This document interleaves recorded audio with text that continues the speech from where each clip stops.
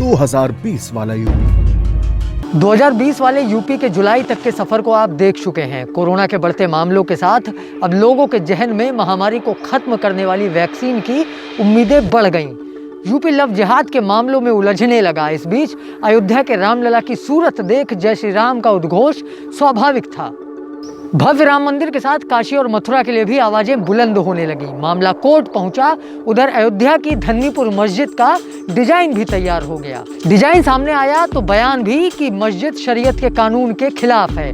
Corona की guidelines का UP में व्यक्ति विशेष के मुताबिक पालन होता है, उल्लंघन भी फिर जुर्माना भी। कभी लॉकडाउन के साथ खामोश हुआ यूपी अब वैसा ही है जैसा कोरोना के पहले था। लगता ही नहीं कि कभी कोरोना वायरस इस उत्तर प्रदेश में आया भी था। हाँ, अस्पतालों की सूरत के साथ शायद लोगों को समझ आए कि कितनी गंभीर समस्या से इस वक्त दुनिया जूझ रही है। खैर, वैक्सीन के साथ इस जंग में मास्क और सैनिटाइजर को लंबे वक्त तक जोड़े रखना बहुत जरूरी है।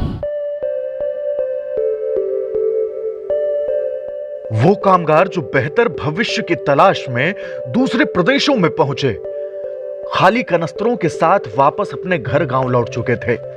उत्तर प्रदेश सरकार ने दावा किया कि इन कामगारों को यहीं पर काम मुहैया कराया जाएगा ताकि पलायन को मजबूर ना होना पड़े। अनलॉक होती जिंदगी के बीच कामगारों के लिए खाने पीने का संकट पैदा होने लगा। वे वापस उसी दुनिया में लौटने लगे।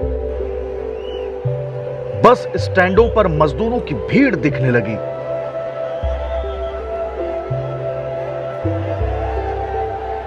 तारीख 5 अगस्त अयोध्या में तैयार होने वाले राम मंदिर के भूमि पूजन का कार्यक्रम आयोजित किया गया।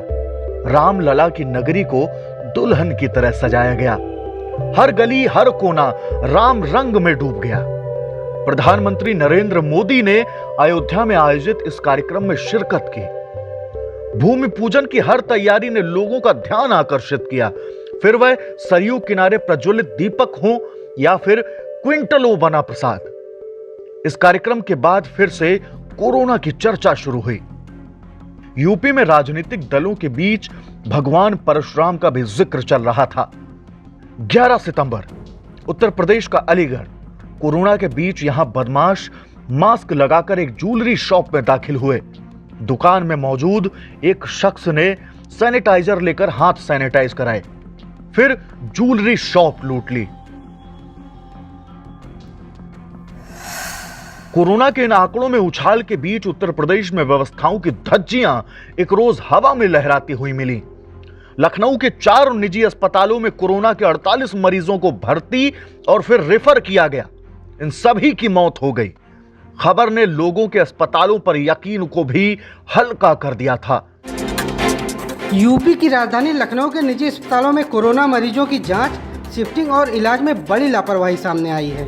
यह सितंबर का महीना था जब नए कृषि बिल को लेकर हंगामा शुरू हो गया। किसान संगठन सड़कों पर उतरने लगे। किसान संगठनों के बीच राजनीतिक दलों के झंडे भी दिख रहे थे। कोरोना महामारी के बीच हर बुरी खबर लोगों को परेशान कर रही थी। मुरादाबाद के टीएमयू अस्पताल से बार बार आत्महत्याओं की खबरों ने व्यवस्थाओं पर सवाल खड़े कर दिए थे। सवाल था कि कौन सी मजबूरी है जो लोग बचने के लिए अस्पताल पहुंचकर भी हार जाते हैं।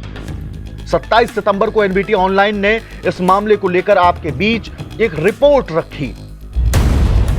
अयोध्या एक रोज पुरानी यादों में लौट चला था। विवादित ढांचा गिराए जाने के मामले में कोर्ट का फैसला आना था और 30 सितंबर को अयोध्या में 6 दिसंबर 1992 को विवादित ढांचा गिराए जाने के मामले में सीबीआई की विशेष अदालत ने 28 साल बाद अपना फैसला सुना दिया है। अदालत ने मामले के सभी आरोपियों को बरी कर दिया है। इन सभी खबरों के बीच 14 सितंबर को हाथरस में घटित हुई वारदात का राजनीतिक दलों में जिक्र ज्यादा था। चंदपा थाना क्षेत्र में एक लड़की से गैंगरेप का मामला सामने आया। लड़की के साथ इतनी हैवानियत की गई कि उसकी 29 सितंबर को मौत हो गई। निर्भया सरीखे मामले ने देश को हिला कर रख दिया था। तख्तियां जुटने लगी, इंसाफ के नारे लगने लगे। एक धड़ा सरकार से सवाल भी पूछ रहा था क्योंकि उत्तर प्रदेश पुलिस की सक्रियता ने विपक्षी दलों को यह मौका दिया था। मीडिया कर्मी मामले की रिपोर्टिंग करने पहुंचे तो उन्हें रोका गया। अंतिम संस्कार देर रात आनन फानन किया गया। पीड़ित परिवार की ओर से गुपचुप तरीके से सामने आया हर एक वीडियो खाकी वालों की मुश्किलें बढ़ा रहा था। इस बीच प्रशासनिक अफसर ने रेप की अलग थियरी लोगों के बीच रखी। इस पर सवाल उठा, हंगामा बढ़ता जा रहा था।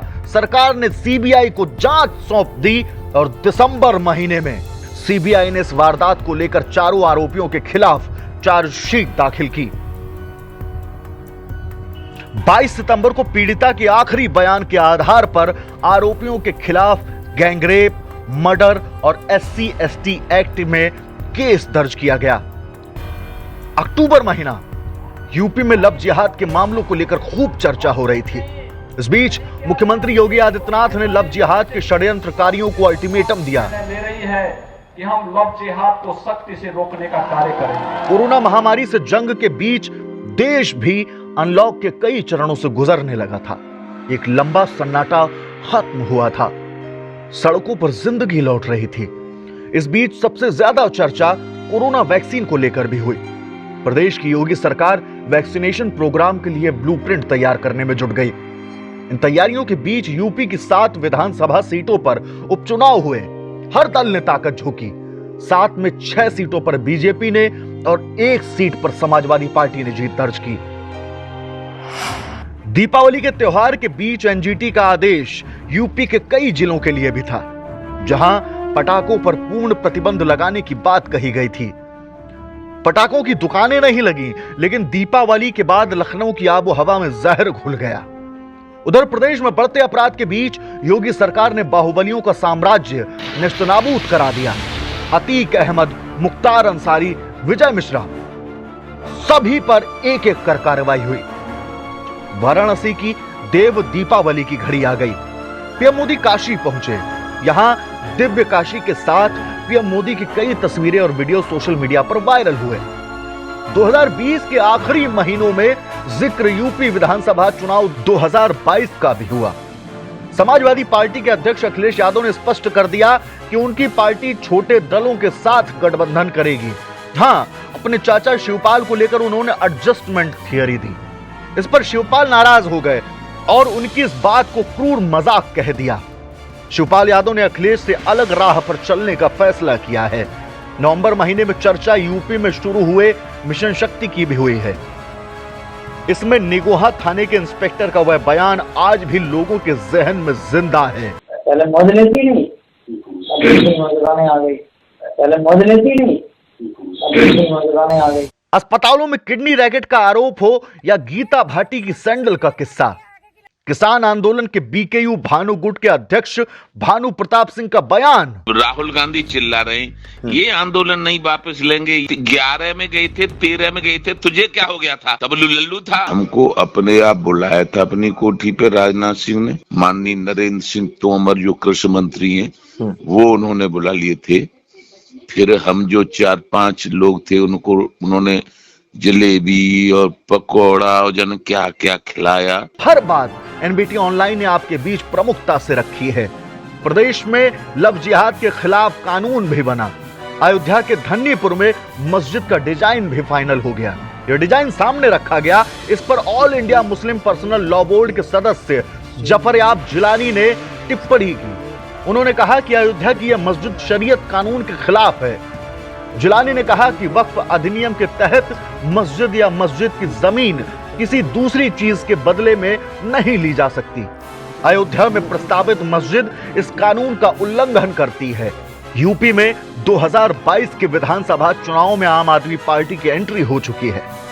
दिल्ली सरकार के मुख्यमंत्री अरविंद केजरीवाल ने साफ किया है कि पार्टी 2022 का यूपी विधानसभा चुनाव लड़ेगी। इस बीच यूपी के कई अन्य छोटे दल गठबंधन के साथ बीजेपी के खिलाफ माहौल बनाने में जुटे हैं। इस गठबंधन की एक तस्वीर ओम प्रकाश राजभर, असदुद्दीन ओवैसी भी है। संयुक्त मोर्चा नाम की इस कड़ी में शिवपाल के जुड़ने का भी दावा है। इसी के साथ ही समाजवादी कुनबा फिर से कमजोर दिख रहा है। 24 करोड़ की आबादी वाले यूपी के शिक्षा मॉडल के बनाम में दिल्ली सरकार के उप मुख्यमंत्री मनीष सिसोदिया ने दिल्ली का शिक्षा मॉडल उतारा है। प्रेस कॉन्फ्रेंस में बीजेपी को घेरने के बजाय मीडिया के सवालों में उलझ गए। यूपी में कोरोना के हालात के बीच गाइडलाइंस का औहदे के मुताबिक इस्तेमाल होता है। मंत्री हैं तो मास्क की क्या जरूरत, खाकी वाले हैं तो नियम जागीर है। इस बीच यूपी की टेंशन बढ़ाने वाली एक और खबर है। ब्रिटेन में पाया गया कोरोना का नया स्ट्रेन भारत पहुंच चुका है। लोगों को संजीदगी बरतनी होगी। मिशन शक्ति भी खाकी वालों की सहूलियत के हिसाब से चल रहा है। पॉलिथीन बैन की बात यूपी ने कितनी मानी, यह हर सब्जी वाले, दुकान वाले के साथ जग जाहिर है।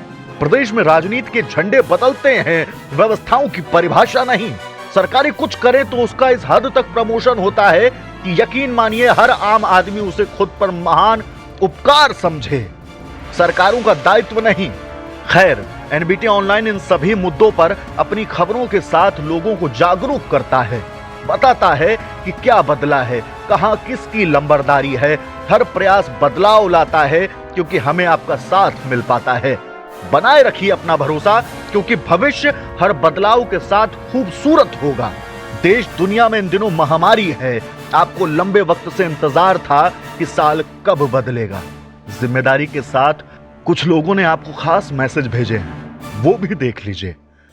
नवभारत टाइम्स ऑनलाइन ने जिस तरह मेहनत करके पूरे मुल्क में कोरोना के खिलाफ एक जंग जारी रखी, मोहब्बत के लिए एक पैगाम देते रहे, मैं उन्हें सलाम करता हूँ। मैं भुवनेश्वर कुमार एनबीटी के सभी दर्शकों को नववर्ष की शुभकामनाएं देता हूं और उम्मीद करता हूं आपके आने वाला साल खुशियों से भरा हो। याद रखें, अभी कोरोना से जंग जारी है, मास्क पहनिए, सावधानी बरतिए। Happy new year to all. एक रेशमी संकल्पों की चादर मन पर ओढ़ें, इस चादर का कोई भी धागा अंबर कभी न तोड़ें। साबुन से हाथों को धोएं, मुंह पर मास्क लगाएं, चंद दिनों की और बात है, थोड़ा डिस्टेंस बनाएं। नमस्कार मित्रों, मैं हूं अनामिका जयनंबर। एनबीटी के सभी दर्शकों को नववर्ष की बहुत बहुत शुभकामनाएं। एक बात का ध्यान रखना है, थोड़े दिनों बाद नया वर्ष शुरू होने वाला है, पर हम सबको मास्क लगा के रखना है, सोशल डिस्टेंसिंग का पालन करना है, हाथों को सैनिटाइज करना है और भी बहुत सारी बातों का ध्यान रखना है जो स्वास्थ्य से संबंधित है।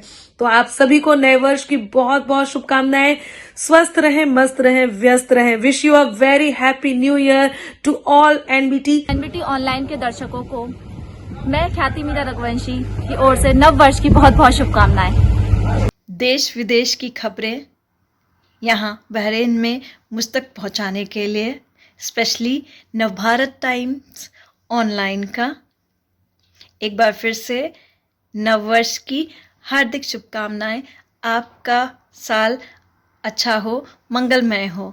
साल 2020 में एनबीटी ऑनलाइन ने आपको हर खबर से रूबरू कराया, खबर के हर पहलू को दिखाया। इसी के साथ अब नया साल आ चुका है। नए साल के साथ नई जिम्मेदारियां जुड़ी हैं और एक जिम्मेदारी है खुद को, अपनों को बचाने की। और इसमें सबसे अहम रोल अदा करेगा मास्क, सैनिटाइज़र और सोशल डिस्टेंसिंग का ख्याल। तो आप अपनी जिम्मेदारी समझिए, अपने को बचाइए, अपनों को बचाइए।